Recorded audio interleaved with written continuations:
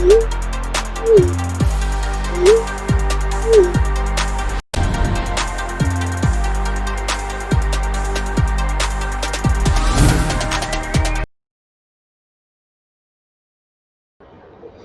right, good afternoon, guys. Good afternoon on the East Coast. I guess you can also say good morning on the West Coast for a few more minutes. I'm your host, Brandon Troy, host and co-creator of Movers and Shakers Unlimited, and I'm excited to have the two guests that we will have for this edition, today's show. Give me one moment while I introduce them on. One sec. All right, so I want to introduce the filmmakers behind the film The Devil to Pay, Miss Ruckus and Lane Skye. Give me 1 second. They should be on. Hello, guys. How you guys doing? Hey, how's it going? Good, good, good. So first and foremost, thank you guys so much for being, on the show today. Just to hit the ground running, can you just talk a bit about the process of getting this film together? I had a chance to see it myself. I enjoyed it. Just talk to me and weaving this story together. Oh, cool. Well, we met the lead actress Danielle Deadweiler in the Atlanta arts community a few years earlier, and the three of us wanted to work together, but not projects any of us had kind of ever felt like the right thing to do. And eventually, Lane and I were like, "Why don't we just write something for her?" And so we came up with this story and wrote this script for her, but she didn't know we were doing it. Uh, we just did it, and then we handed her a script and said, "By the way, we wrote this for you. Let us know what you think." And crossed our fingers while she read it, and then luckily she agreed to do it. And 3 months later, we were shooting it in the mountains in North Georgia. Yeah. Awesome, awesome. And to speak further on that, and watching this film, there's so many facets to it in terms of the world building elements of it and all the various aspects of that community that is everyday practice for them, but as a viewer you're being introduced to all of these elements and rules and various factions that you have within this film. So can you talk about that and how what went into providing or placing in these elements within the film? Well, we always love films that have. We always love where you're learning about a little insular community that maybe you didn't know about before, and it is loosely based on some communities in the mountains, but we invented most of it, and it's always a matter of like we wanted specific. We literally made up words to put in there, and one of the actors said, "You got to explain what these words are." But it's always a question of like how much do you explain to the audience and how much do you hope they lean in and figure it out as you go. But that's the kind of stuff we love, where you're not totally spoon fed everything, and hopefully by the time you get to the end,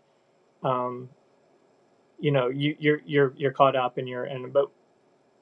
We also really love films that have a really strong sense of place in them, because we feel like your environment in general is very influential in the decisions that you make and the types of people that are around you. So we really, in most of our films, try to make a really strong sense of place where the location is almost a character in and of itself. And that was really easy in the mountains, especially because this community has been so isolated that they would kind of develop their own language and their own lexicon and their own rules and all of that. I thought was really, it's just really interesting world to explore. Right, and part of it was we just wanted no one to help her, and she literally needed to be on her own, and to have a community that was purposely self-isolating from they'd cut themselves off from the rest of the mountain. That seemed like kind of the only way to do it. It's so hard if everyone has an iPhone. Yeah, it's very easy to get help, and so we just wanted to create this world where there wasn't anyone to help, and it was going to be her against these people. Gotcha. And to dig deeper, I mean, you touched on it just now, but to dig deeper into the elements of the location and the surroundings being a character. Can you talk also about that process of what you did in terms of scouting for locations for this project as well? Yeah, well, we connected early in the production phase from Hiawassee. As we were the family a good bit of she was on the community, so we were able to.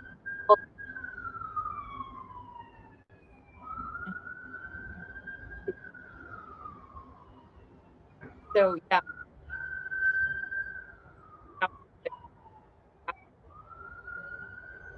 the vehicle to. And Lane, actually, can I pause you real quick? It looks like, at least on my end, it was going in and out. So, are you able? I apologize. Go ahead and just repeat what what you said. You were going in and out. How far Just back? How far back? just actually the beginning of the statement. I apologize, but go ahead. So early in the pre-production process, we connected with a woman named Michelle Moreland, who's from Hiawassee, Georgia, which is Where we shot the film. where we shot the film. It's about 2 hours north. Gotcha. Her family owned a bunch of farmland up there, and so she kind of came on as a producer and provided all the locations through her connections in the community. Yeah, Hiawassee is not like it looks in the movie. They're actual. It's a real town. There's about 100 visual effects in the film, which sounds crazy because it doesn't look like a visual effects movie. But it was like removing light poles and power outlets and mailboxes, and almost every frame outside. If you pan the camera another 2 inches, you would have saw a house that was there. Stuff like that because we wanted it to feel really isolated, but we managed to make it feel, different. But it's a small community, but they just embraced the film, and all the extras in the movie are locals from there, and so the animals and the vehicles and the locations are all came from that little area on top of the mountain in Hiawassee. Cool. And can you also talk about casting the film as well? There are some recognizable faces in there. However, I'm just curious in being able to pull that talent base to this film, what that process looked like. Sure. Well, we already talked about Danielle, who wrote it for.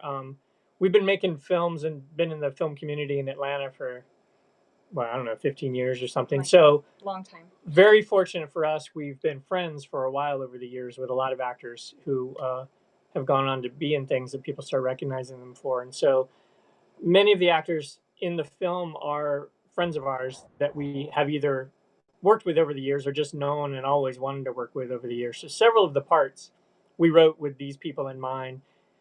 So Jason Warner Smith, who plays Wade, like we've been trying to work with him for years.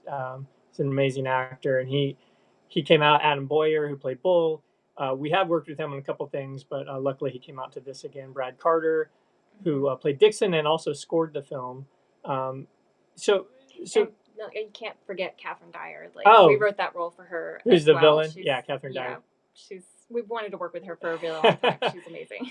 Yeah, that's the one we've known her for a very long time, and it was like one day we're going to put something where she's right in there. But fortunately, everyone that we wrote a role for not only agreed to do it, but happened to be available during our window. So it worked out very well for us. It did. Cool stuff.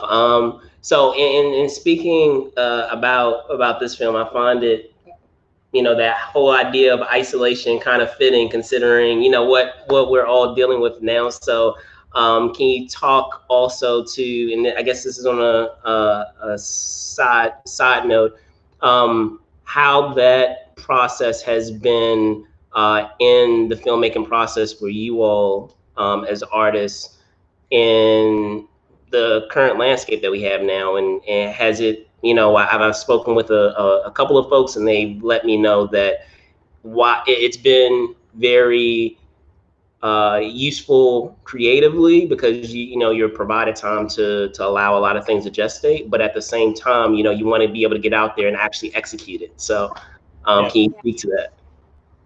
Yeah, we've been lucky enough writers lucky enough to have this whole so we've been writing, but our own project directors sidelined a little bit just going right now. What's interesting, I mean, we actually shot this film 3 years ago, and it's just taken a while to come out. We did a long festival run, and then when we signed on with the distributor, it was just the plan was, and it unfolded, and it just happened to come out now.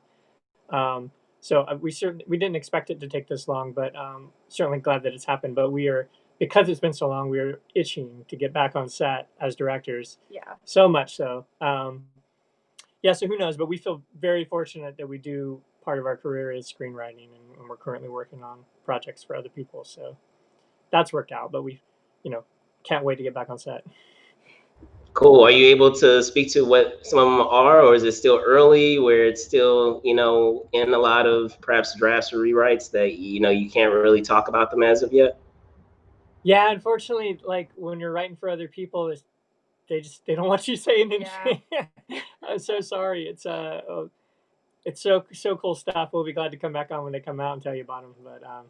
But and then as far as our projects, we have several in various stages that we really can't wait to shoot. But you never know which one's going to go, and so unfortunately, no, we don't have anything. But they're all genre films that mostly take place in the South. So yeah, that tends to be our thing. And if when we direct, our wheelhouse. Anyone who's seen this movie, if you enjoy it, you'll like what we have coming next.